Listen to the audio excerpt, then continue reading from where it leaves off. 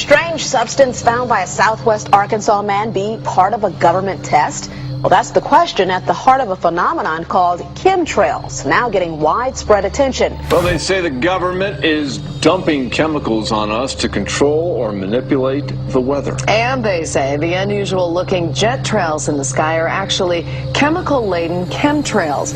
People say the government is up there in airplanes spraying all kinds of chemicals to change or manipulate the weather, leaving what you see there, and they call that a chemtrail. So what I look up there and I think are contrails, you're telling me are chemtrails? Yes, that a contrail would be dissipated by now. And it's interesting, Dale and Christina, this is of interest not just in this country, but European countries and frankly all over the world. A lot of folks interested in it. Well, Dave, you mentioned that climatologists and others who study the atmosphere believe that they'd be able to surely spot any kind of signs of an ominous plot. Our journey started in San Diego, California, where thousands of scientists, engineers, policymakers, and journalists gathered for the American Association for the Advancement of Science Conference. One of the topics was the artificial manipulation of the Earth's climate, also called geoengineering. During the meeting, scientists spoke about the plausibility of implementing geoengineering campaigns throughout the world under the guise of preventing global warming. One widely accepted theory was to block the sun by spraying something into the atmosphere. When they were asked about existing aerosol programs, they stated clearly that no such programs have ever been implemented. But strangely, these proposals sounded exactly like what people around the world are claiming is already happening. When I found out that the American Association for the Advancement of Science was going to be held down here and the main body of topics would be on geoengineering, I had to come. I had to be in on this. I had to hear what these top climate change scientists had to say. And that's the other question about chemtrails and whether geoengineering is being deployed right now without our knowledge. I don't have any personal insight into that, other than to say that I worked in government at pretty high levels in the White House and at state government. I'm personally skeptical of that. But obviously you never know what you don't know. Chemtrails. On the internet, they are cited as proof of the government creating clouds to combat global warming. They claim the American government, with the secret approval of the national government, is covertly using jet aircraft to spray population centres with aluminium, with barium, and with strontium so as to reduce people's immunity and reduce the global population. I'm always a little bit suspicious because the government doesn't seem that capable to do something on such a large scale. That is not rain, that is not snow. Believe it or not, military aircraft flying through the region is dropping chaff. Small bits of aluminum, sometimes it's made of plastic or even italicized paper products, but it's used as an anti-radar issue, and obviously they're up there practicing. Now, they won't confirm that, but I was in the Marine Corps for many years, and I'll tell you right now, that's what it is. And what happens here, military jets, some come out of Key West Air Force Base, and they move off into the atmosphere, and they drop mylar strips. Some could be a little wider, some are small glass fibers that are coated in aluminum. And what the Air Force does is they take their military jets and they dump these out of the aircraft, they fall into the atmosphere, and some take as much to a day to fall down. This is inevitably military or something going on. The government, the Air Force, you see this kind of a pattern like this, you can rest assured there's something going on. They're actually little bitty magnetic and little bitty strips of, whether it's aluminum. Well, it's a nuisance to you and I to determine what's real and what's not, but it looks like it is a life-saving operation there from the military. The apparent motive behind this conspiracy theory is one world government. Order, I cannot hear. Mr. Speaker, I want to assure the House that both my ministry and my colleague, the Minister of Health, who have received correspondence on this issue, that this conspiracy theory does not have an iota of truth, and that the trails observed from aircraft simply come from jet engines. Question number 9. Order. And I think what an appalling example it is of the new Foreign Affairs spokesperson for the Labour Party that she's spreading conspiracy theories about the United States government. The House has heard sufficient. It is called geoengineering, fighting global warming by putting a chemical dust in the atmosphere and reflecting harmful radiation back into space. We take geoengineering to mean deliberate, large-scale intervention in the Earth's system. There are a variety of schemes that have been discussed for geoengineering. A classic example is injecting reflecting particles into Earth orbit. Nevertheless, there might be some good reasons to think about alumina. It turns out, first of all, there's been a lot of work on the environmental consequences of alumina in the stratosphere. The big deal really is that alumina has 4 times the volumetric radiative forcing for small particles as does sulfur. And that means you have 4 times less surface area for the same radiative forcing. And this is a much bigger deal. You'd have roughly 16 times less the coagulation rate. And that's the thing that really drives removal. So you could get away, we think, with much smaller mass fluxes. So that's why we see things like in the used aircraft patent from '89, they talk about aluminum. And that's why we're seeing in the surface water samples aluminum. And here's David Keith saying that aluminum has 4 times the reflective volume surface area. So they'd like us to think that we're talking about sulfur, but here they slipped up and let it out that aluminum is 4 times better to achieving their ends, and it sounds like it's going to be one they don't want us to know the effects of. The little picture is from a nanofabrication study, which shows you can make very high quality, and do this in just a jet in a very simple way, make high quality alumina particles just by spraying aluminum vapor out, which oxidizes. So it's certainly in principle possible to do that, and there's a big literature that's already looked at that. And you could do that by either building new versions of these aircraft or even re-engineering existing aircraft. So there's some ideas of that. So you go to an engineering firm and you want this done. They don't say this is hard or unusual. They say, okay, yes, we could do it. Aerosol geoengineering looks like it is so cheap that the cost is basically not going to be an issue. That means that implementation decisions will be risk-to-risk decisions. The risk of doing it against the risk of not doing it. And it makes the problem of how we govern it fundamentally harder and different and novel. So I've told you that it's cheap to deliver materials to the stratosphere, and I'm convinced that's true. I don't think that will change. But I think the more we do research, the less easy this will look, the more complicated the environmental effects will look, and that's a good thing, because right now it looks too easy. So I think that if we do more research, we're likely to find out that it's harder and more complicated than we thought, and that the side effects are harder to manage, and that's a healthy outcome that will make it easier to do the management. Of course, the opposite reaction is possible. It's an empirical question, how people will actually react to knowledge about this. Another reaction is to say, if these crazy scientists are so concerned about putting CO2 in the atmosphere, they want to think about these things, then that might actually mean we should be more serious about the risks of CO2 in the atmosphere. And by the way, it's not really a moral hazard, it's more like free riding on our grandkids. And by the way, it's not really a moral hazard, it's more like free riding on our grandkids. Numerous air quality studies, including from CARB, California Air Quality Resource Board, have named submicron-sized particulates as being particularly harmful for human respiration. Through all the discussions today, I have not heard any mention of this fallout, and has this been studied, and also the effects of a highly reactive metal like aluminum on toxifying soils and waters?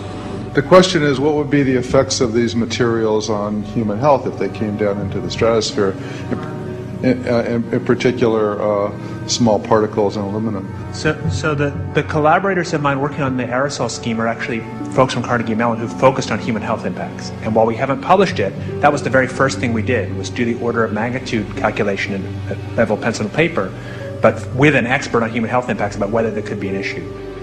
And for aluminum or other particles, there are a lot of toxicological things that need to get looked at seriously.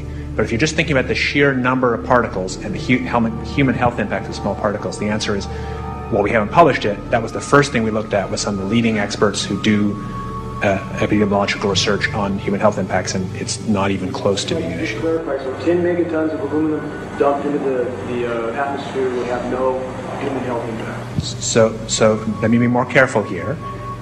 We're to separate out the toxicological. So the alumina, we've only begun to research and published nothing. Alumina, we've only begun to research and published nothing.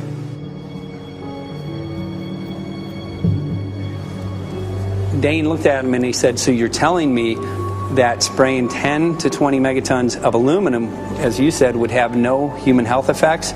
He took a deep breath and he swallowed and he said, let me be more careful here. We haven't done anything serious on alumina, and so there could be something terrible that we'll find tomorrow we haven't looked at it. And that, for me, that was the whole main point of what is going to be coming out to the public.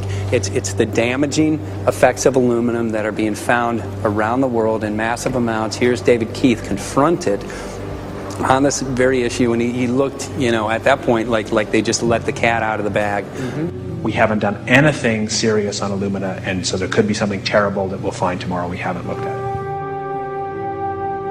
They're proceeding because they have an agenda that's separate from trying to thwart this crisis of global warming. You know, there's obviously several other objectives, whether it's depopulation, control, weapons aspects, communications aspects, all kinds of things, you know, wild cards that we know nothing about. We don't really know, and I'm not going to attempt to speculate on exactly what the agendas are, but we can see clearly the agendas are not benefiting mankind. You know, it's benefiting the agenda of the elite. And so I think the question is, how do you draw the line between some activity that is allowed and doesn't need global governance and activities that do require global governance? Dr. John Holdren has agreed to serve as Assistant to the President for Science and Technology and Director of the White House Office of Science and Technology Policy. I look forward to his wise counsel in the years ahead. My personal opinion is that we have to keep geoengineering on the table. We have to look at it very carefully because we might get desperate enough to want to use it. So what would we do if in year 2040 or 2060 there's a severe climate crisis, say widespread famines or Greenland sliding suddenly into the ocean? That the only plausible way in which we could start the Earth cooling this century is to directly intervene in the climate system, say by putting particles in the stratosphere. We do stuff in the stratosphere all the time, of course, and so it's not as though the stratosphere is absolutely pristine. But you don't want to have people going off and doing things that involve large radiative forcings or go on for extended periods, or for that matter provide lots of reactive surfaces that could result in significant ozone destruction. You know, maybe I'm putting a particle into the atmosphere because I'm trying to make money, or maybe I'm putting a particle into the atmosphere because I'm engaging in scientific research and trying to understand cloud physics, or maybe I'm putting this particle into the atmosphere because I'm trying to make it rain locally to seed a cloud and get more snow on our ski slopes. And this obviously raises all kinds of questions. It's hugely risky. It will likely negatively impact some people, but we might find ourselves in a situation where those risks seem worth taking. One of the things that really shocked me was in one of the breakouts they had the benefits of these programs and then the risks. Now the benefits, the one thing that was stated was the just cooling the planet. You know, some of the risks were ozone depletion, droughts in Africa and Asia. I got to tell you, I came away from this experience after listening to these scientists for 4 days of symposiums, really concerned because it's clear now that they are justifying, rationalizing, and looking to legitimize some really, really horrible impacts, further impacts on our environment. And they're basically formulating the sales strategy and the implementation and oversight strategy and the funding strategy. After San Diego, I was shocked by the programs that had been proposed. I decided to write about it. That night when I finished, I sent the article to an online publication with my email address attached. When I woke up the next morning, my inbox was flooded with responses from around the world. Why? Because I had just broken the story on aluminum in geoengineering models, which I had no clue at the time that very few people knew about. Now this metal, aluminum, is being found in massive quantities way above normal levels all over in rain, in soil, and in snow. After that, the calls started pouring in from people who were desperate for someone to investigate. That was the fuel that started the film. Before we started filming, we had the opportunity to sit down with one of our favorite authors and documentarians, G. Edward Griffin, to find out what he knew about the subject.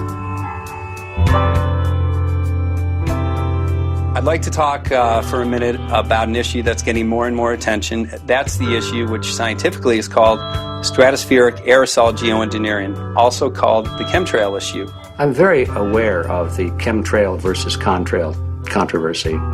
As far as I'm concerned, it's an open and shut case. I have been watching the development of jet travel from its very beginning. I used to live near the Los Angeles airport. Remember when the first jets came in and landed, man, they made a big noise. We never heard a noise like that before. And we used to go down and sit at the end of the runway and watch these jets come in and take off because it was a novel experience. I've been watching jets all my life, and I know about jet contrails. I've watched them. They're vaporized moisture, ice crystals, and they get out there in the atmosphere, and then they effervesce and evaporate and then disappear, and you can see them. The plane moves along, and the little white trail follows right behind it, and usually about 10 or 20 lengths of the plane or thereabouts, and then it's gone. And you can still see them that way, by the way, once in a while. So there goes a contrail. These other things we're talking about are not at all the same phenomena at all. These planes go by, and they billow out this white smoke, and it covers the sky from horizon to horizon. It doesn't dissipate at all. And they crisscross each other. And you see this thing cover the sky and turn it milky, and then people start having trouble breathing, and then you hear stories about the aluminum and barium deposits that they're picking up and the residue. And you put it all together, and I don't see how anybody who's got their eyes open and their mind open can come to any other conclusion but that somebody is spending a lot of money and effort to spray the planet. The question is, why? I have my own theories, but I hope that there will be some good investigative reporters go out there and get us the answer. I know that whenever it's finally discovered, and it will be, the people who are doing it will undoubtedly say, oh, well, we did it for you folks. It's for the greater good of the greater number. It's for the society. It's probably to prevent global warming. Or maybe it's to inoculate people against some kind of a dreaded biological attack. We can't go around shooting everybody in the arm, but we can spray them and save their lives. You see how good we are? We're doing it for the benefit of society. I know they're going to, whatever it is, they're going to say it was for your good or mine. Think if we had the ability to steer hurricanes, and the hurricane was going to slam into New Orleans.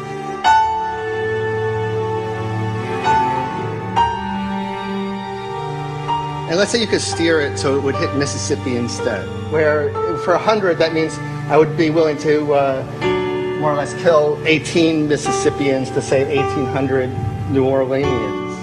And if you do that knowingly, are you murdering those 100 people? And there's all kinds of equity issues there.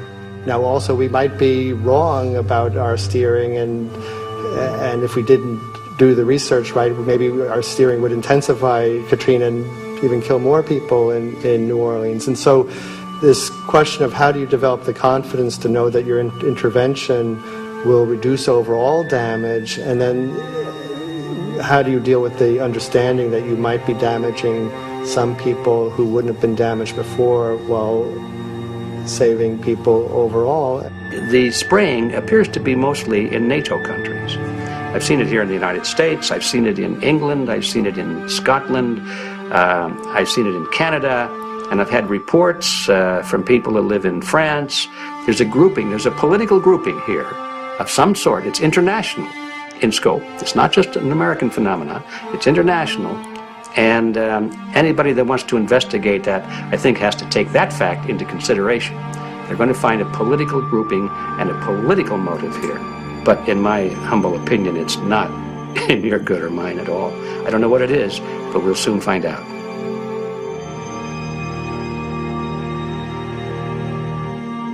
I'm sure that if you follow the old advice, which is follow the money, you'll come to the answer sooner or later.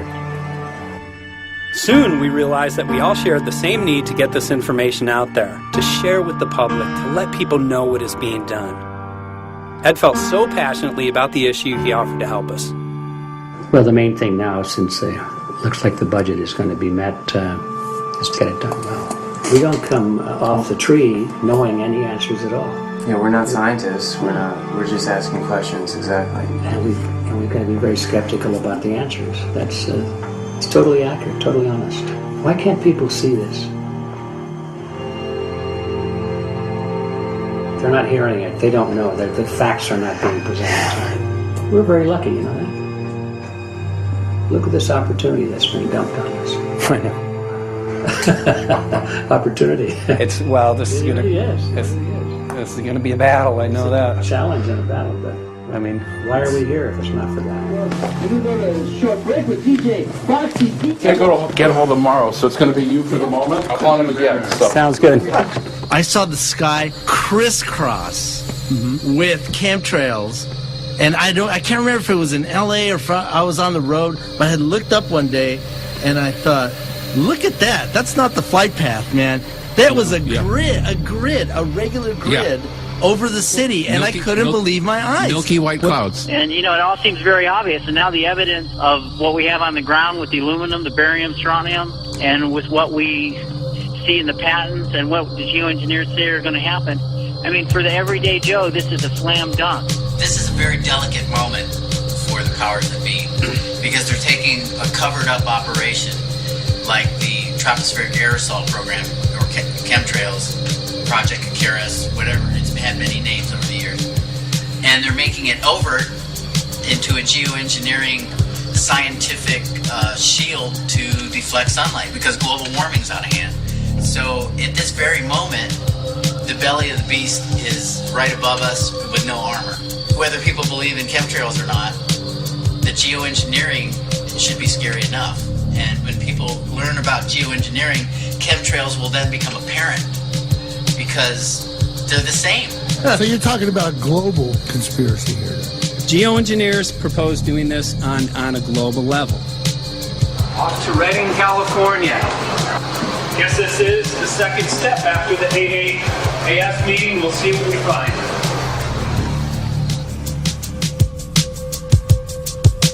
Right here in Northern California at Dana Wigginton's house. He owns over 2,000 acres overlooking Lake Shasta. He told me about some of the challenges that they're having up here. Let's go and talk to Dane. We'll see, what's going on his property. We'll see what he's going through and also what action he's taking based on the test results that he has.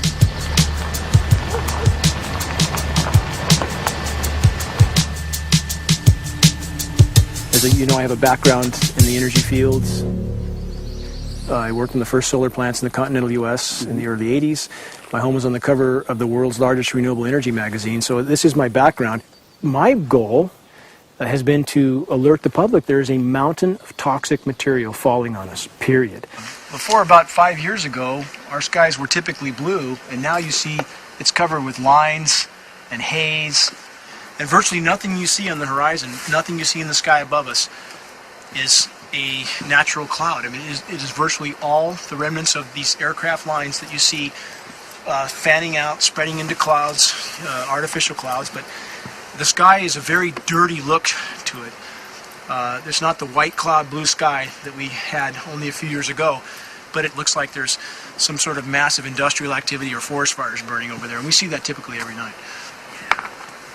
You see, even down to ground level, the clarity drops off significantly, and we don't see that except for the days when we have these long, lingering trails that spread and cover the whole sky. And on certain days, you can see these trails actually dropping vertically like a veil. We assume the particulates are descending, and we have the test to prove that we are being inundated with levels of aluminum and particulates that are literally tens of thousands of times what would already be considered high. So we're not talking about exposure to a slight percentage higher of these toxic materials. We're talking about quantities, for example, off the side of Mount Shasta. If you can pan back, that's a landmark in Northern California, considered to be a pristine water source. Aluminum or snow sample off the side of Mount Shasta tested 61,000 parts per billion. This is just ordinary snow water, and people are drinking this stuff when they're hiking on the mountain. And remember, government action is required at 1,000. This is 61 times over the government limit, and our hikers are drinking this poisonous water on Mount Shasta Mountain itself. God. Barium, 83. Strontium, 383. So this summer, the people climbing are drinking poison. Basically. I certainly wouldn't want to drink 61,000 micrograms per liter of aluminum. And again, we've already seen in 5 years soil pHs in this area that have escalated 10 to 12 times, and we can prove that conclusively. Well, this is not speculation. We can prove conclusively that these metals have been in the rain. We have duplicate samples. Bachelor of Science in Forestry, International School of Forestry at Missoula. Master's in Zoology, specialized in aquatics. And 35 years with the U.S. Forest Service as a wildlife biologist. And before that, several years with the USDA Soil Conservation Service as a soil conservationist. Also have run the botany programs, range and grazing programs. And I continue that today. Right now I do a lot of master gardener consultation work. When I started this garden back in about 2005 or so, the pH here was 5.5, 5.6. This is the old soil survey of the county. You can look at the page right here. This is my soil right here. It's a Dietz 125, 126 here at my house. And here, the soil reaction pH should be between 4.5 and 6.0. And over there in the pure mud, it's even a little darker. It's 6.8 right there. And what can this do to plant life and ecosystems? Well, you haul one of these things out and you start looking at the little things that are crawling around the soil. A lot of times they aren't there anymore. The little soil arthropods that you can barely see on a microscope, you can actually see movement with this. Little tiny macroscopic, look like little moving pieces of dust. Those start to go away. They're not gone entirely, but they start to go away. This is black oak acorns. You know, this is pieces of cedar wood. You know, come on, folks. This should be very acid, and I'm getting 10 times higher than expected. There's something really wrong here. Well, you can see all those reports, lots of them. Have over 20 reports here. Well, at least 20. I'd say it'd be closer to 30.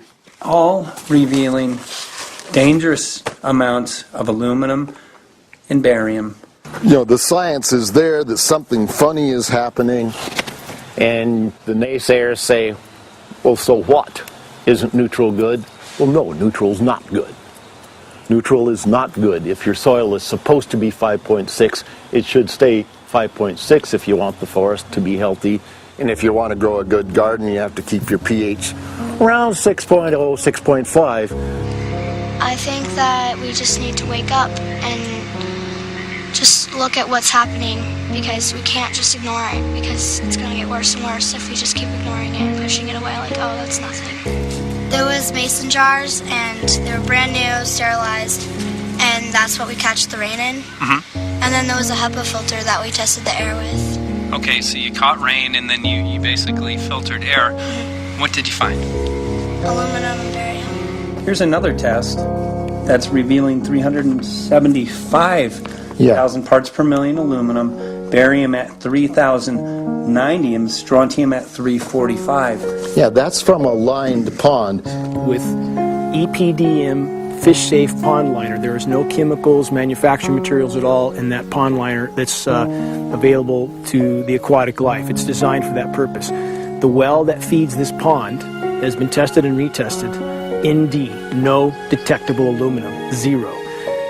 The only other place this pond can receive water is rainfall. We are located on a filtered, forested hilltop, miles and miles and miles away from any industry, highway, and so forth.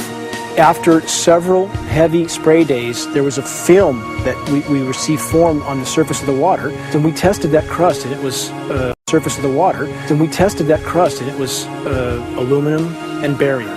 That after a year and a half's accumulation had 375,000 parts per billion of aluminum in it.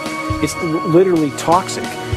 We can say conclusively that what we see in the sky matches expressly what's outlined in numerous patents, and the materials on the ground match those patents. This material was not there 5 years ago. It is a recent phenomenon in the quantities it's in. It has escalated in some cases 50,000% in 5 years in the case of aluminum. From our original baseline reading of 7 parts per billion, which was already high, it has escalated up to 50,000% in 5 years. And we've seen profound changes in that time. Dr. Leonard Time, PhD in chemistry, I cross-checked with him, and he says the oxides of aluminum, barium, and strontium will drive your pH into the close to from an acid soil like this up into the neutral. There's no question about it. And that's exactly what you see happening. Wow. I have a doctorate in inorganic chemistry from Oregon State University, in which I was working with different metals and oxidation states, and then did a postdoctorate work at Brandeis, where I was working stabilizing off oxidation states of different metals. The goal is to sort of figure out how everything fits in the dynamic equilibrium of life. I was working with Francis up in Mount Shasta, and he showed me some rainwater analyses that had to do with levels of aluminum, strontium, and barium in the atmosphere. So I feel the major toxin in these chemtrails is the aluminum. And from the levels we were looking in at Mount Shasta, this is totally, totally unacceptable. When you get to metals and biological systems, you're no longer talking about the bulk aluminum that people think about when they're drinking from soda pop cans and that. So once it gets to the aluminum oxide stage, it just forms a plaque within your arteries and shuts down life. When you take elements that normally aren't out in the environment and you start putting them in the environment, it raises some serious red flags. Aluminum is a very specific, nasty in biological systems. It takes that site and it never lets go, and it shuts down the site, and that's it. And so as you accumulate aluminum over time, it causes major neurological damage because it ends up as aluminum oxide that's essentially stuck in place and can't be flushed out by normal systems. At the core of everyone's condition, there's always some level of toxins. And aluminum is known to have cancer-causing effects. The half-life is decades. I think that we should be working on taking more of these toxins out of our environment instead of adding more toxins in. It's very concerning that if we add more toxins to our environment, that will be increasing the rates and risks of cancers. Even one patient is not worth it. So sad that they would consider putting aluminum in our environment to affect something when they could be causing so much more damage. Wherever the material is coming from, it is there. The amount of metal falling on us cannot be disputed. Absolutely, this is not speculation. The amount of metal in the last 4 years, as I said, have increased to a degree of thousands of times, and California Air Quality Resources Board has studied the aerosols from China. These metals are not amongst them. Mike, the reason I've chosen to focus so primarily on this issue is I feel all other issues are secondary. What could be a greater priority than not being able to walk out your door and take in a breath of air without sucking up heavy metals? If our land base is being poisoned, if our waters are being toxified, what will we have left to work with? Whatever we choose to focus our time and energy on, whatever our political beliefs, that this is a common ground for all of us. We must have air that we can breathe that's not full of toxic chemicals and metals. We must have water that's not completely laden with whatever is being emitted from these aircraft. And if people stopped to consider that the atmosphere is as thin as a layer of paint on a basketball, it is an extremely thin layer that allows life to exist on this planet. To simply treat it as a physics lab and experiment with it until it is broken beyond repair is folly of unbelievable proportion. And if people understood that this sort of experimentation not only is going on, but has been going on for a very, very long time. Going back 50 years, there's been countless climate manipulation, weather modification programs that the vast majority of the public is completely unaware of.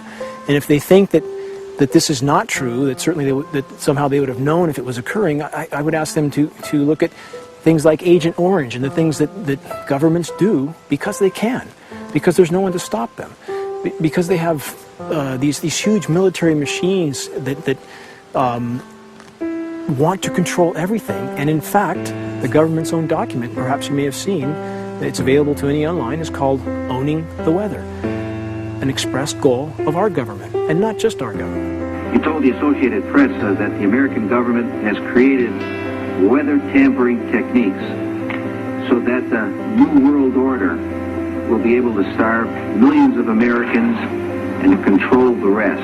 There is weather control techniques. Number one, the entire patents on the equipment.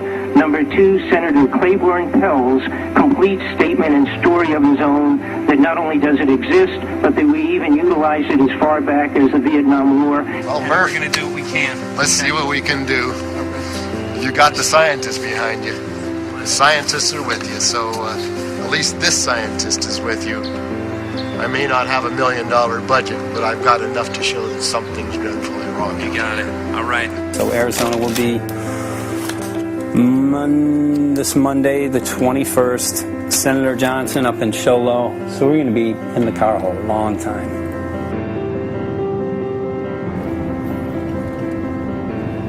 Well, it is such a pleasure. This is such an excellent place back here, I'm telling you, Michael. But you know what? We love it. It's so private and it's so quiet and peaceful. And please come in. My name is Karen Johnson. I served in the Arizona State Legislature for 12 years. I was in the House for 8 of those years and in the Senate for 4 of those years. When you see a plane fly overhead, there's a trail that leaves the end of that plane, and it goes from one horizon all the way to the other as the plane flies across, and it begins to filter out and cover more and more of the sky in kind of ripples. It widens out and fills the whole sky. I mean, how could anybody think that that was the case? And then to live and to be underneath that and know that whatever is in that is falling down upon you and upon your animals and upon the earth. And I mean, it's frightening to me. And if people don't start really waking up and facing the fact that we've got people that are doing terrible things to us, and we had better wake up and fight back now. I mean, I'm the mom of 11 kids. I've got 35 grandkids. I mean, I've got a stake in this. I care about what is going to be left for my children. I care about it, and I'm extremely worried about what is going to be left to them.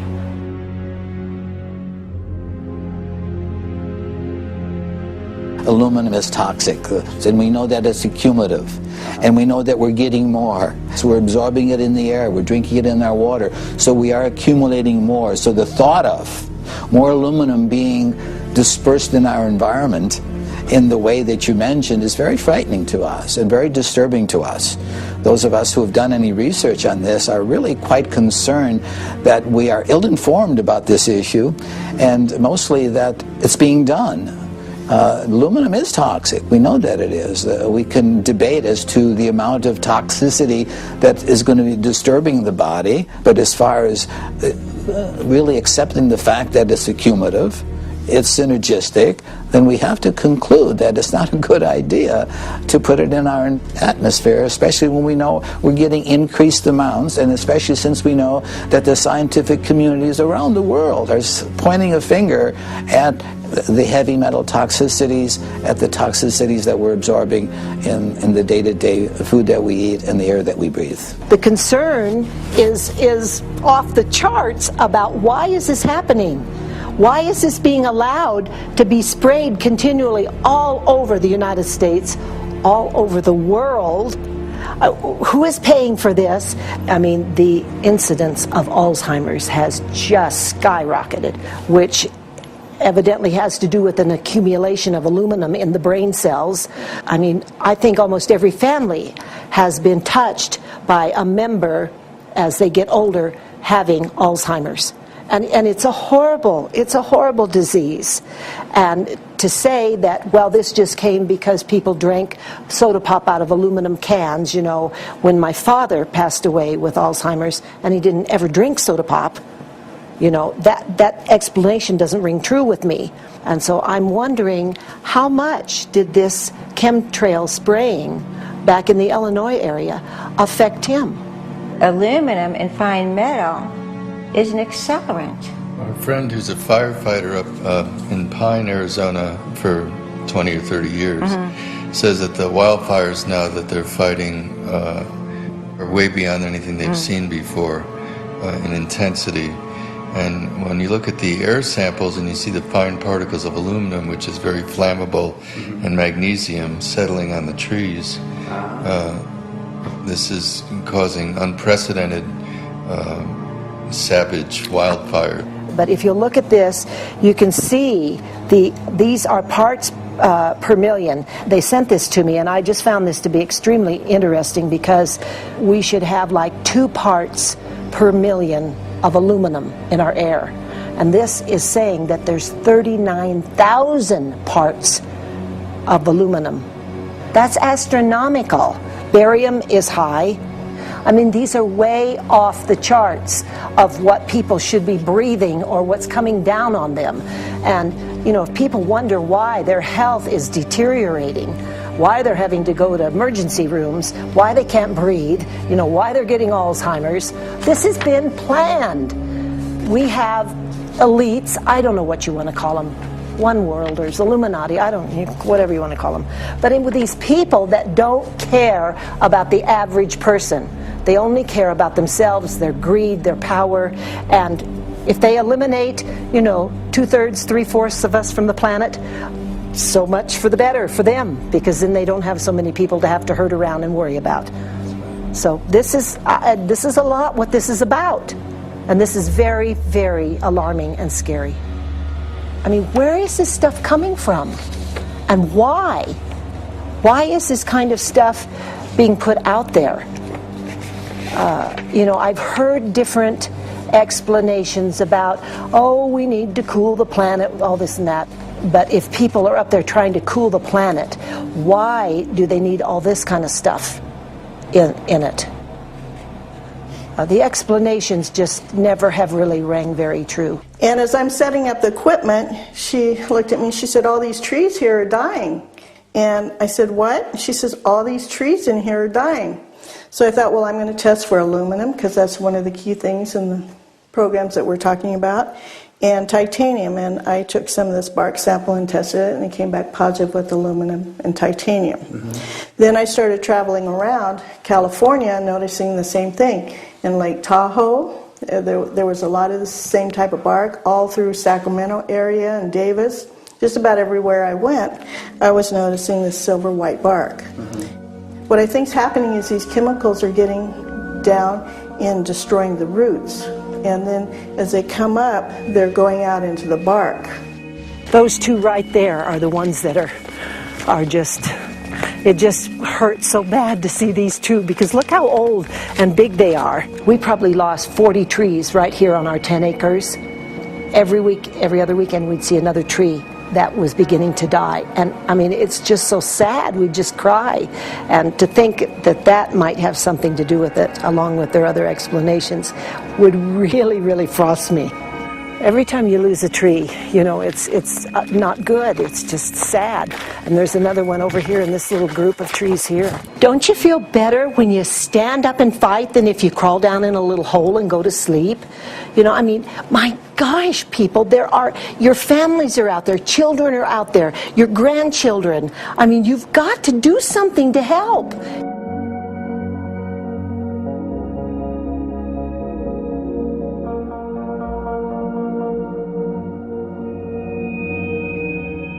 My greatest hope is to get people to question, and hey, if they don't wake up while we're there, I'm hoping to plant some seeds. We're going to the most beautiful place on the planet, Hawaii, to see what's going on, collect some data.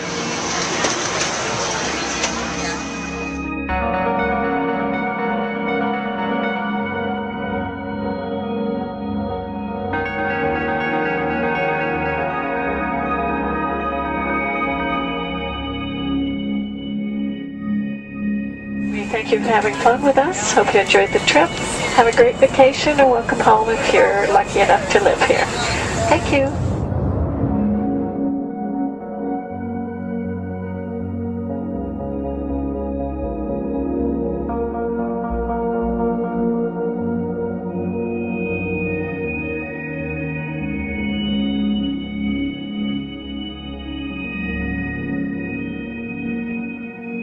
The whole valley's off the grid, so it's either solar, wind, or generators.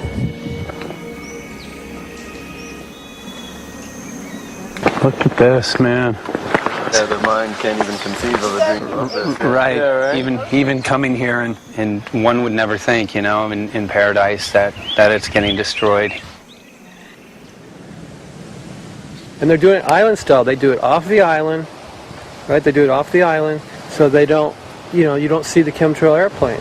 The theory is that they're spraying offshore, and it's coming in on the... And it's coming in. Now these are coming from the west. They're also spraying on both sides today. A lot of this stuff is actually chemtrails coming this direction. There's material that's blocking. We should be able to see to the horizon, you know, where the Earth curves, because we're high enough and we have the ocean, right? So we should be able to see. We should be able to see the Big Island. It's only 30 miles away. And you can see it's not a blue sky behind it. That's the key. It's all, you know, has that kind of weird looking blue, like silver blue, I call it. And this is a nice day. You know, there's no more blue sky. The night we're going to look at the stars at night, and it's like you'll see. You can count them. There's so few stars at night now. There should be hundreds of thousands of stars, and I can count the stars. There's like one here and one planet here. It's like you might see some nights you'll see 100, some nights you'll see 10. This is what concerns me. This kind of stuff right here. It's just soft. Okay. This just comes right off, this bark. That's not natural. For I've seen hundreds of thousands of coconuts, and I've never seen it falling apart like that. Look at this, you guys. I've never seen anything like this. I used to trim trees all the time in the Big Island. I've never seen anything like that. That's why I'm concerned. Not an easy task that you have here on the island. I could see the skepticism because it is so far beyond anybody's reality. It's amazing. It's just amazing to try to look through somebody else's eyes. Like my eyes, I can see this so it's like night and day, and other people it's just the illusion is just so deep. What do you think would happen if everybody awakened to what was going on and what the plans were of geoengineers? I think they'd have a revolution in Hawaii if people really understood what was going on. What's your concern for? I know that you love the land here. What's your concern about the chemtrails? Well, that we won't be able to live here and grow our own food, and that our health is going to be compromised. Do you think it already has been? Yes. And the thing is that they're doing it every day here, every day. So it's hammering, micro doses every day. And then, of course, it's getting in the environment, and of course, it's weakening the plants. And it takes a couple years for this to actually weaken the plant. So we're asking for GMO taro. We're asking for GMO papaya because we can't grow our natural seeds. We can't be sustainable. We can't truly, you know, be here as God created us to be. So my friend convinced me to do a hair analysis on my daughter. So we went ahead and cut close to her scalp and got some really recently grown hair and sent it in. I was just sure that my daughter's hair was going to be so clean with the lifestyle that we live. And lo and behold, it came back and her levels were really high in aluminum. This is the chart here. This is the reference range, and this is where my daughter is. 23.1. Aluminum. The skies are covered with a white mist, and I look up at night anymore and I don't see the deep, dense stars that I used to, and I can't help but think this obviously has something to do with my daughter's health. I don't know where else these heavy metals are coming from. Yeah, I mean, look how old she is. Yeah. She's been isolated here. Here, and she's... here. Anybody looking at the situation would be like, this is paradise. This child should be like superhuman. Organic foam. And here you are getting all this heavy metal stuff. She has highest level aluminum on the chart. Never had a vaccine either. Folks, these people are playing God. They are playing God. They're manipulating the weather, and they're spraying stuff into the sky. They are trying to geoengineer everything, including your plants and trees and your ocean. Well, tonight, we're just hoping that instead of not looking at it, you'll start looking into it, because I really believe from the bottom of my heart that we are in a real crisis. I really do. They are proposing dumping 10 to 20 million tons of aluminum into the upper atmosphere. What does aluminum do? It changes the pH of soils, which is toxic to plant life. Also, it's very toxic to human health. Are they doing it? Well, let me tell you about my experience and what we found. We have much evidence that not only suggests, but I believe prove that they are happening. Jeff, what's going on? And as I promised, we're joined right now by a very special guest, Michael J. Murphy, currently on location in Hawaii. He's working on a documentary film called What in the World Are They Spraying? Michael, welcome to the program. Great to speak with you today.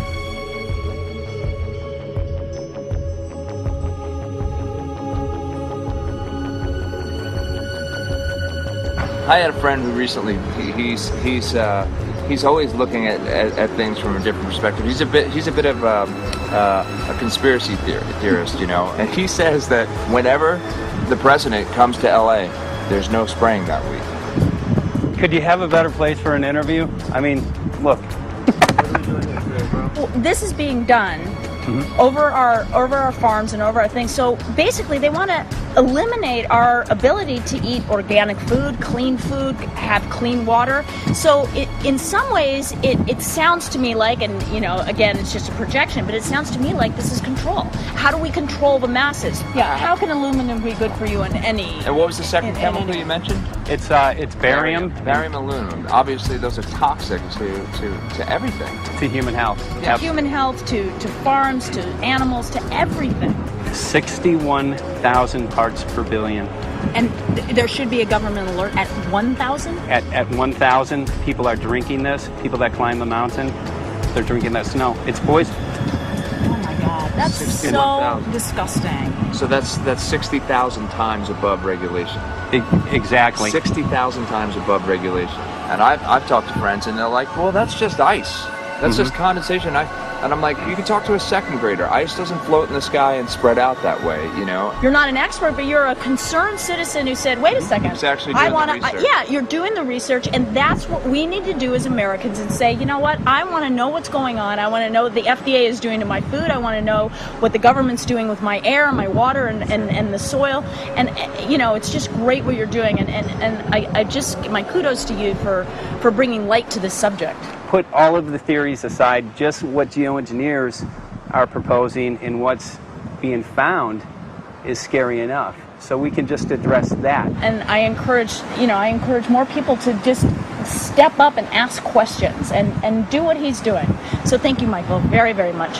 Aerosol spraying aluminum affects everywhere, and we have a beautiful tropical climate which I believe might be in jeopardy. So we wanted to not only come and bring the message of what people were finding around the world, but encourage people to test for the aluminum, strontium, barium. Essentially, I think it was an effective trip. I saw a lot of people here in Hawaii, in Maui, awake and not only curious but willing to look into this deeper, and that's my only hope. This is one of the boldest moves, I think, from Ed Griffin yet. This is the taboo topic that nobody's supposed to talk about, and that is aerosol spraying. Now, we've got tons of documented proof of errant aerosol spraying. It just blows my mind that the whole essence of humanity has always been to look up into the sky and ask why. Though there are no limitations, there's endless space, an endless universe. Now, in the 21st century, we're not allowed to do that. Anyone who looks up and sees the giant grids and the X's in the sky that weren't part of our existence until just a decade or two ago is somehow called a kook. And the people that are the best and biggest proponents for the revolution and for liberty, they don't want you to talk about it because you could discredit them. It seems to be an industry that's being built up to milk the taxpayers by undergoing some kind of a giant global spraying program to make all kinds of money on the project, and they don't seem to care really what effect it has. They're not trying to experiment to see if humans can survive it or anything like that. They just want to get this stuff up. And then we discover, as we're going further down the line, that there are companies generating genetically modified organisms, seeds, modified seed crops they're being engineered to resist the aluminum in the soil. And a lot of crops won't grow in that, and so now, after they've messed up the soil, all the farmers were going to have to go back and buy seeds that have been genetically engineered to resist the aluminum that have been put into the soil. And all of a sudden, mankind is completely dependent upon these companies like Monsanto and other giant agricultural firms. You can't even grow natural seeds anymore. And we're looking at that. It's a shocking thing. I hope we don't find that that's true, but all the arrows right now are pointing in that direction. We get into cost-benefit analysis here because there's also HARP could be involved in this. Geoengineering, as you guys mentioned, which is documented heavily in Dennis Kucinich's bill, that is the Space Preservation Act, which, by the way, I don't think got through Congress. And then Kay Bailout, as we call her here, Kay Bailey Hutchinson, also put together some legislation in order to qualify geoengineering, which again is supposed to save us all from global warming. But it is cost-benefit analysis because they can benefit on so many different levels. Ed, that's how they do everything, isn't it? That's right. And there's an old adage: if you just follow the dollar, follow the buck, you get to the source of the problem. And it looks to me like there's a tremendously profitable industry being built up right now around this concept of geoengineering or weather modification or reducing global warming and all of these other things that can be sold fairly easily to an unsuspecting public. They all say, oh, well, that's good. We don't want global warming, And so they put up with this, and they don't question, they don't criticize. But behind the scenes, you see a whole industry being built up, which is, as I say, tremendously profitable. And the money for all of that is coming from the taxpayers. And it's a scam, is basically what it is. We're just focusing on the one area that is real easy to prove. There's no speculation in the area that we're going into. They definitely are doing this geoengineering. They definitely are talking about it. They're working up formulas for it. They're putting together strategies for it. They've got funding for it. Everything is in place. We don't even have to go into those other areas to make the case. Okay, let them believe that, but at least they must understand that there's no question that they're talking about it and planning to do it. And so shouldn't they be equally alarmed about what they're going to do if it can be shown that barium and aluminum and some of these other toxic metals are very destructive to the planet and destructive to human health? Isn't that enough? How many issues do we need to crank into this? And so, if you're going to kill the planet and kill the population, do we need any other reason to be alarmed? What in the world are they spraying? Thank God people are asking this question. That's all we want. We just want to be able to ask these questions. Our good friend G. Edward Griffin, all these years, Mike Murphy and Paul Wittenberg are doing this great effort with your help. This is a community effort to get people real information. What in the world are they spraying? Any final quick comments before we're out of time? And my only final thought is that we asked the question, what in the world are they spraying? And we now know what it is. And folks, you're not going to like it.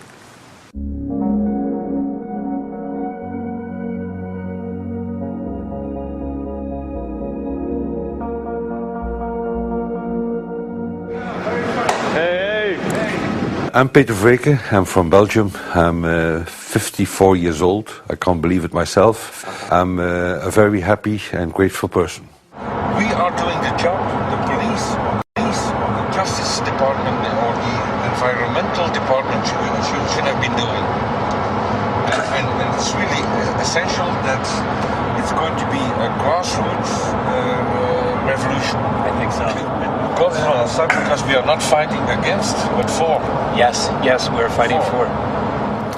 I was in the council for about 25 years and also a period as the mayor. So from that moment on, 10 years ago, everything started to change. I start to get a picture of what is really going on. And it became crystal clear to me that we, humankind, have been manipulated and dominated and exploited for centuries. And this chemtrail phenomenon made me angry because I was so helpless.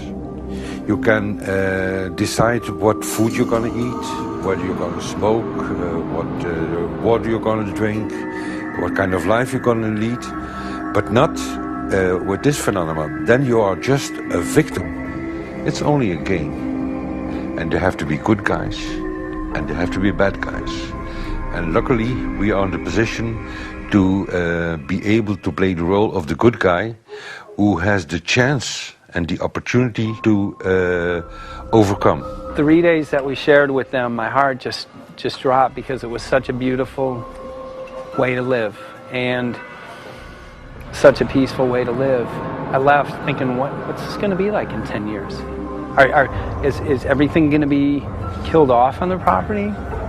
And if it is, how are they going to get their food source? Are they going to have to take a class, and get certified by company XYZ? And what are the requirements for that? And that really is the end of freedom. I'm concerned about that. I definitely, I really am. Yeah. I learned to say everything is now as it has to be now. And everything is going to be okay. It's going to be all right. It's going to be okay. Yes.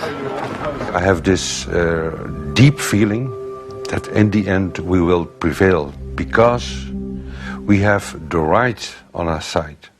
The cosmos is helping us. And I have this strong feeling that we are being supported by entities and by forces we can't even imagine.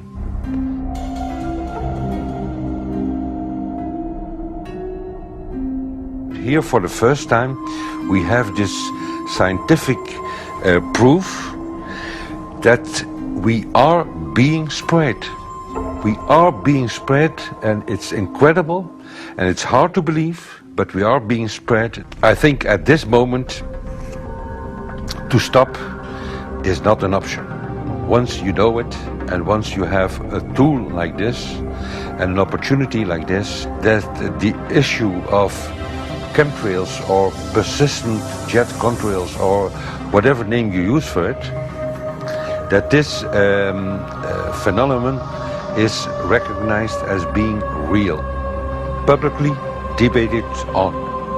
In the context of geoengineering, I think it's high noon to bring this to the public. This is what the sky is supposed to look like. These are old paintings. We forgot this, I'm afraid.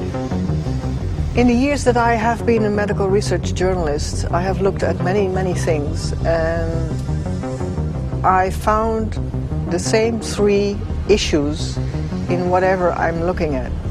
And that is that we are being dumbed down, we are being made sicker, and we are being made infertile.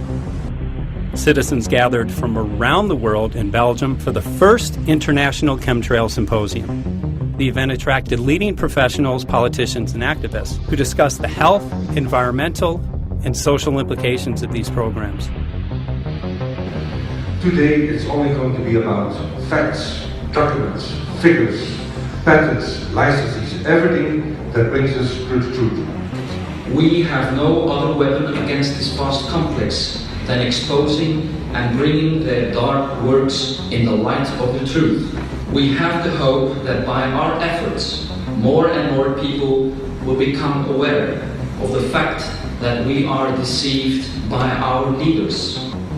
So today, we, as a family, join forces with the people who publicly made known to the world that chemtrails are not a conspiracy theory, but a conspiracy fact. From the Technische Universiteit Delft in the Netherlands. Ladies and gentlemen, please welcome Koen Vermeeren.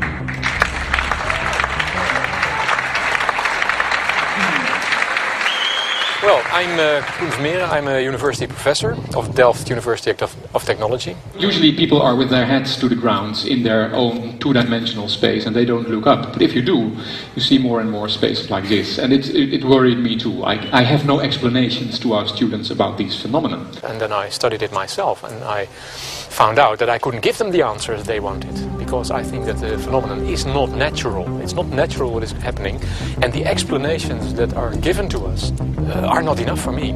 If you look at them from a scientific point of view, the first thing a scientist does is trying to explain something. Because I'm smart and my students are not as smart yet, so I have to give them answers to questions. But if you ask most scientists honestly, they cannot answer all your questions. If people are using climate control over our heads, I want to know about it. I want to know the consequences, I want to know the health impacts, I want to know everything. I need, as a teacher in my university, to give answers to my students. And they have good questions. And I don't have the answers. And I want to know. Excellent. And we should discuss this. Ladies and gentlemen, for here you in the auditorium and for all over the world, Michael Murphy.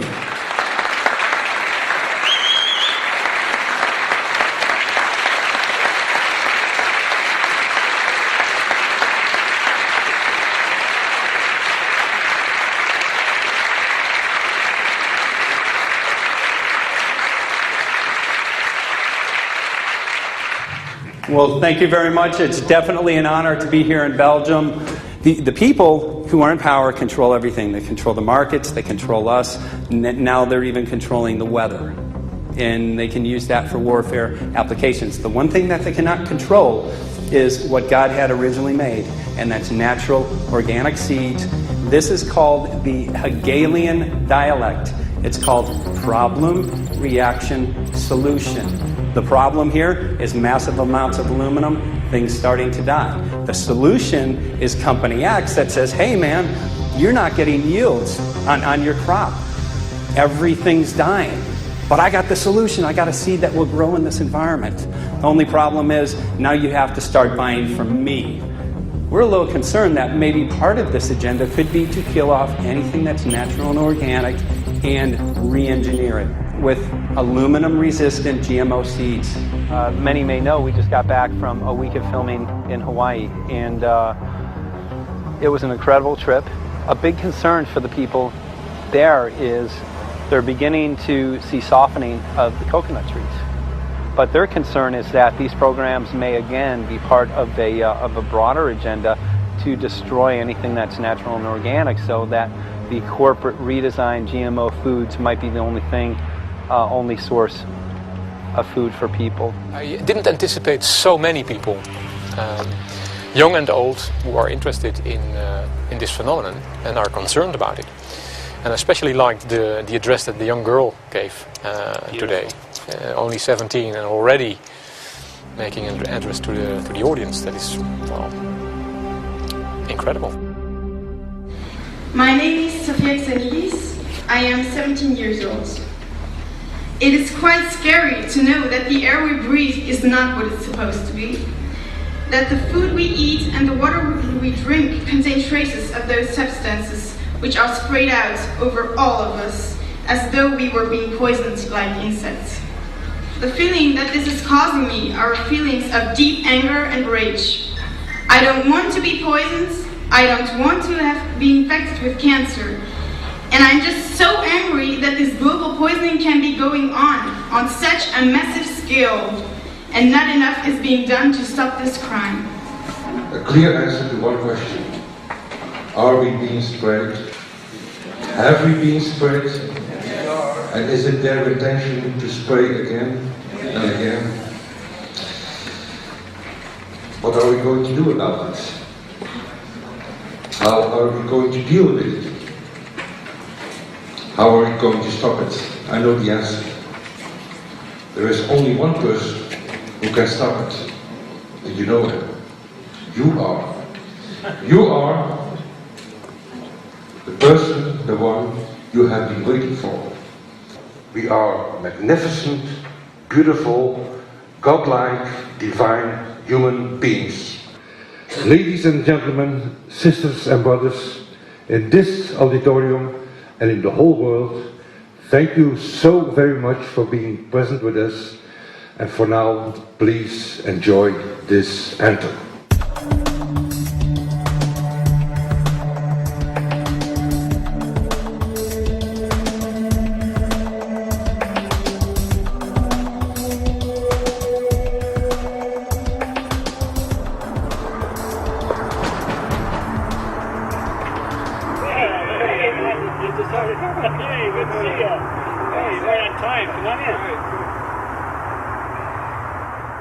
So, anyway, I'm glad that the weather's been good for you fellas so far.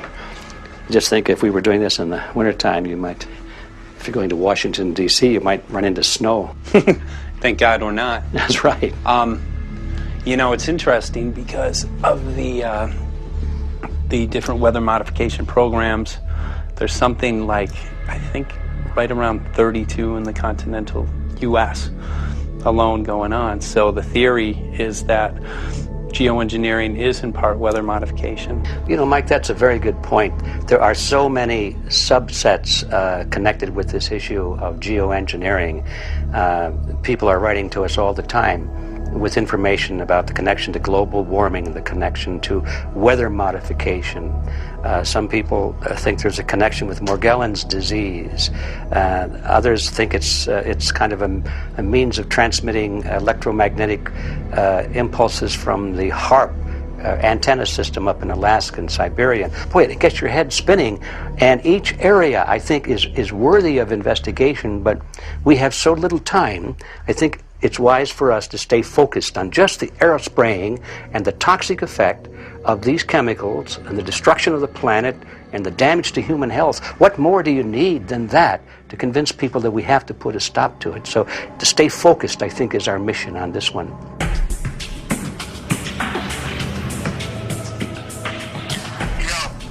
Jeremy, we had an idea. We know that you know the political system real well. Our idea was this. We have a ton of data and information that we've collected throughout our travels, and you know, we really think a good way to end the film would be addressing this to elected officials, some of the senators. So we were wondering this, if you might be able to come and kind of help us out and perhaps show us the way in how to get this done politically. But it sounds like a really good idea, and I'm also going to get to, in terms of researching who it is that we should really focus on talking to about this. At the very least, if we could make it impossible for them to claim that they don't know at this point, we can strip away their plausible deniability that they haven't heard of the data that points to geoengineering stratospheric aerosol operation already going on. At the very least, it should be very interesting to go to District of Criminality and put some people on alert. Yeah, you have a lot of enemies in Washington. That's where all the power comes together and the money, you know. So there are people there, I'm sure, that just don't want us to do this job. But I'm glad you're going, and you'll find out.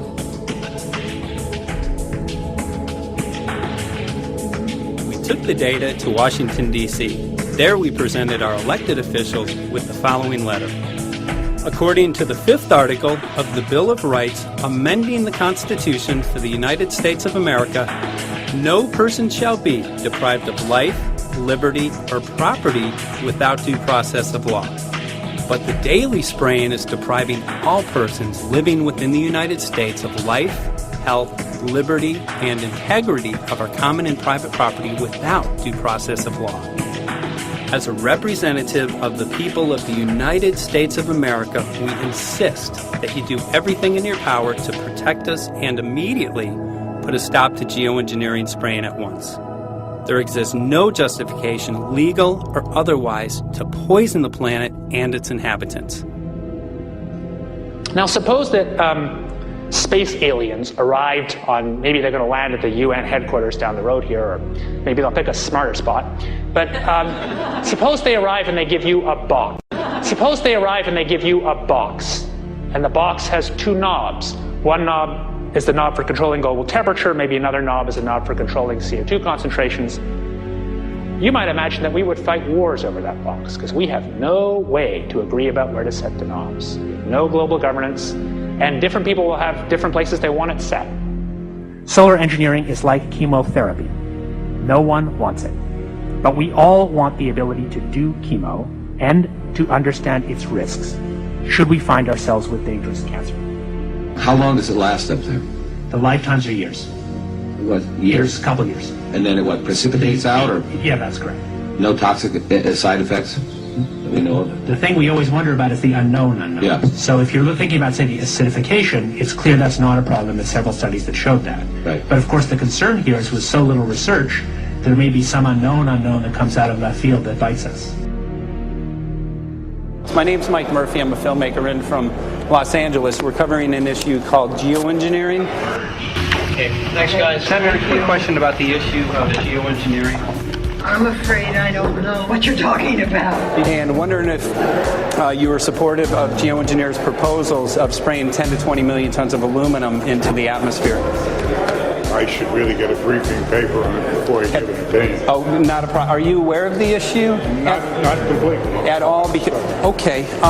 Do you have a letter from constituents, and people have concerns? Yeah, We're making a documentary about the sea. I don't know. You guys have credentials to be here? Yes, we do. We pass through security as well. Endowed by our Creator. I think so. Please don't touch me. Please don't touch my property. You're lying. No, why? What did we lie? What did we lie about, sir? No, we're not. What are we lying about? Lying about what? It's a little unusual, huh? I haven't heard that. You're not aware of it? And it appears that these programs have already been deployed. You know, I haven't looked at that proposal, and so, why don't you let me review it? I can do that. Are you aware of? Actually, I'm going to go. Yeah. Let me go ahead and get that. I will take a look at this, and I will act accordingly. General, this program, this openly covert program of the aerosol spraying, stratospheric aerosol spraying, geoengineering, using tons of aluminum, spraying it up in the sky. I have no idea what you're talking about. Okay. Commonly called chemtrails, sir. When you were the head of NEMA, did you see the aerosol trails? Mike Murphy, filmmaker in Los Angeles. Hi, sir. And we're covering an issue called geoengineering, and wanted to know if you're supportive of geoengineers' proposals.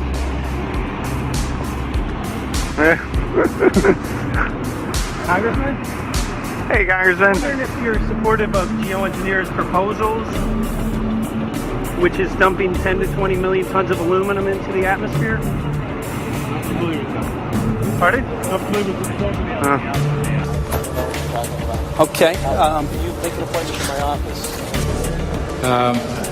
I'm not supportive. I haven't looked at it close, so I don't. Have you heard of the issue? Because it's becoming mainstream in public, and there are actually congressional committees which are being formed to talk about these programs. Mm-hmm. Yeah. Well, I think when we drop anything into the atmosphere, we should know prior to the effect of that, right? Yes. And if we don't have the knowledge as to what the effect will be, we shouldn't do it. I think there are 4 different options for thinking about deployment of geoengineering. The first one would be we just ban it. I would argue that one does not want to get too firm a restriction in place on small-scale studies early on because it'll tie the science hands. I think what the science community ought to be trying to do is say, if you do small-scale stuff inside this space, and it's a scientific question what that space ought to be, there shouldn't be a lot of oversight and restriction. Congressman? Excuse me. Hi, I'm Mike Murphy from Los Angeles, covering an issue called geoengineering. These guys are running from the geoengineering issue. I wonder why. I'd have to talk to my staff. I don't know what your details on that are. Have anyone made you aware of the issue, or? Sir? Congressman, your committee talked about geoengineering last November. Are you in support of those proposals? I'd love to give you a paper. Geoengineering? You know nothing about the geoengineering issue? Never heard of it. They call it geoengineering, but yeah, I never heard of it. It's nothing I've ever heard anything about. When we looked up in the air today outside of DC, we saw this stuff going on. Quickly, have you heard of geoengineering? No. The proposal is to shoot 10 million tons of metals into the air. This committee, Science and Technology, covered it for the first time. No. No, I've never heard of it. So we were very concerned. How you doing? I'm fine. How are you? So what? We spoke with Congresswoman Watson's office, and her press secretary, Ms. White, was familiar with Representative Kucinich's Space Preservation Act, which mentioned chemtrails and the weaponization of the atmosphere and space, and then it was pressured to be taken off the bill. Did you see the aerosol spraying going on today over the Capitol? Congressman? Geoengineering carries with it a tremendous range of uncertainties, ethical and political concerns, and the potential for catastrophic environmental side effects. He's not one to do interviews very often, not unless we usually really pressure him into it. Okay. So don't, all that is, don't hold your breath. As chairman of the Committee of Jurisdiction, I feel a responsibility to begin a public dialogue and develop a record on geoengineering. We want to know if you're supportive of their measures by spraying 10 to 20 million tons of aluminum into the atmosphere? No, I think we need to have more research. Okay. And about the issue of current deployment, there's literally a mountain of evidence that many people believe proves the deployment of these programs. Any knowledge of that? No, there's certainly not a mountain of evidence.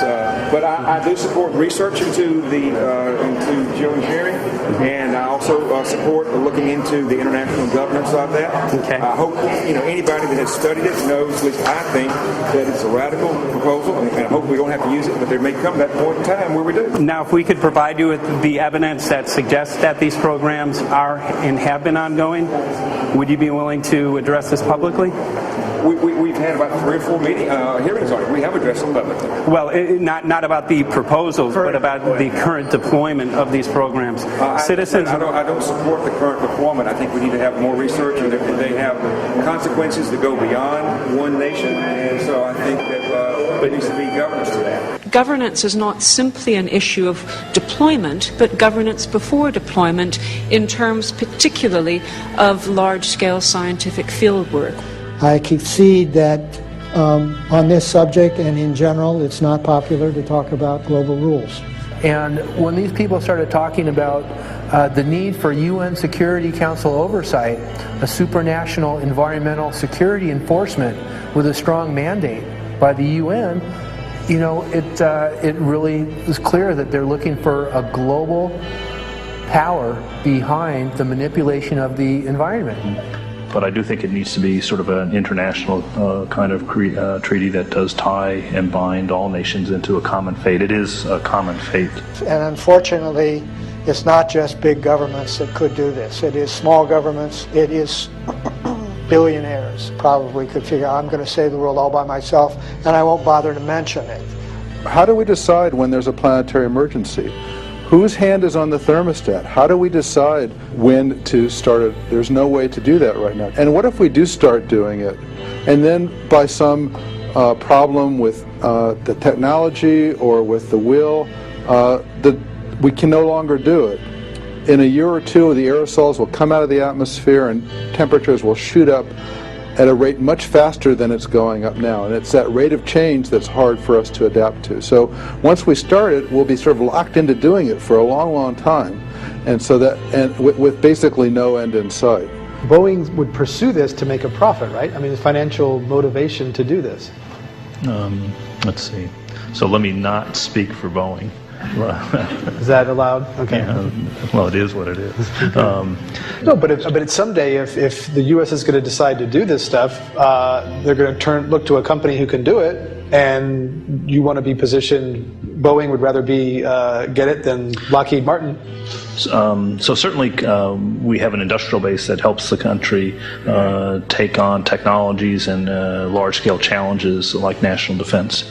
And we do that both for a profit motive as well as, I think, as a national service. So I think it would be truly disastrous if, you know, we discovered a few years from now that there was a black program that some government had stood up to sort of learn on the quiet how to do this. It's pretty clear you can cool the planet, but you will not and cannot bring it back to exactly the same climate state you started with. So you may or may not, and I expect we'll have a lot of back and forth about how useful it is to ameliorate the risks of climate change. I think there's a good evidence it probably is useful, but we don't know. But it certainly can't get you back to exactly the climate you started with. I think everybody agrees with that. Do you think you'll see deployment in our lifetime? Let me say I hope not. Al? I would agree. I hope not. I hope not. Okay. I see this as something like an evacuation plan. That you build big dikes. Maybe that's the emissions reduction to try to keep the flood from wiping you out. But that if that flood should come, that you'd like a plan for what to do in the event of that catastrophe. So I see these options more as a catastrophic response option and not as a way to reduce risk of everyday climate change. You would advocate mitigating consumption of beef as a means of accomplishing your objective? Yes. How would you suggest going about that? You can't. I mean, it's your job to decide what to tax and what not to tax. Obviously, if you wanted people to behave differently, you give them incentives and disincentives for behavior. But I'm sure that's the answer you wanted to hear, Mr. Smith. If only my time had not expired. Thank you, Mr. Chairman. Because there's literally aluminum and barium contamination found around the world, believed to be from these programs. Like, look today over the Capitol, looks like they're deploying some type of aerosol. Did you see it? No, I didn't, but good to see you. In a James Bond scenario, some rogue rich guy puts some airplanes in the air and seeds the clouds. What is to prevent that? Okay, are you aware of the issue? You do it through the... Are you in support of those proposals? What is your take? I don't know anything about it. You're not. I've got a chair here. Okay, we'll give you a letter on that. Yeah, this is a letter from constituents. Okay, great. Thank you. Excellent. And many people believe that these programs have already been deployed because mass contamination has been found. Geoengineering programs, stratospheric. Got it. Yeah. Spraying from airplanes. Okay. So what is happening? People from around the world are finding contamination. Let me take care of this and I'll talk to you when I come back. I'll be back. These chairs are here. Thank you very much. We see that even though we might make the average temperature of the planet about right, the rainfall patterns change some from today. And some places become warmer and some places become cooler. So there are going to be winners and losers in this geoengineering activity if we were to do it. But nevertheless, as David has said, there are reasons why we might consider doing it. Many people are deeply concerned about it because of the toxicity of aluminum, and it has been addressed to Congress in various committees. Would you take a look at a letter from some of your constituents addressing the concerns? Excuse me if I go. Okay. Can I give you a letter from constituents? Are you aware of their proposals of dumping? Gotcha. Thanks. Well, I'm not familiar with it, so I don't know what they're doing. Okay. Well, geoengineers are proposing just that, dumping aluminum and barium into the atmosphere. Why would they do that? Aluminum's a precious metal we can use. Well, the stated goal is to actually cool the planet. However, there's a... Sounds strange. Right, exactly. So they're proposing dumping these metals into the air to block the sun, essentially. We're here just to find out what members of Congress are... I hope we would have a strong hearing on that before we decide to do it. I would hope so. And there's plenty of evidence that not only suggests that these programs have been deployed, because we're finding contamination of aluminum and barium on the rain, snow, and soil. Okay, thank you. Thank you. LA County has seen a 200% increase of Alzheimer's over the last decade.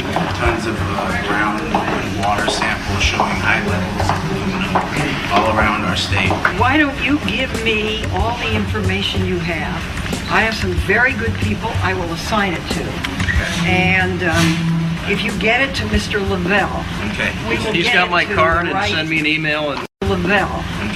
He's got my card and send me an email and Sounds Okay. great. We'll be in touch. We are Okay. investigating this, and there's literally a mountain of evidence that suggests that these Okay, programs are move going that on. mountain over to us. You Let got us it. take a look at it. And look up, Thank you. looking up into the sky, and you'll see some of it. Oh, okay. You will. You can All see right. the aerosols being sprayed out of airplanes quite a bit.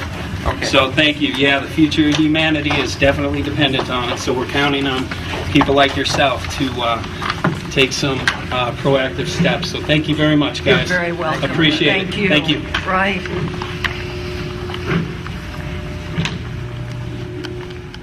A lot of Congress was running down the hallways to avoid answering any questions, looking for doors in the hallways.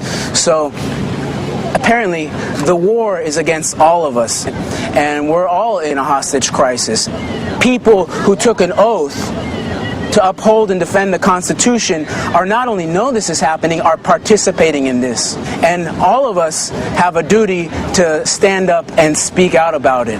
Why is the water being contaminated? Why is the soil being contaminated? Why are aluminum-related diseases going up? And it's affecting all of us, and thus we all have the duty to stand up and speak out and get educated and stop this. For our own sake, for our children's sake, it is a crucial moment in history right now. As human beings, we need to decide whether to live on our knees while being sprayed and poisoned every day, while being under a continual threat, or whether we are going to stand up and live as free human beings and seek truth, justice, peace, and freedom for all of God's children.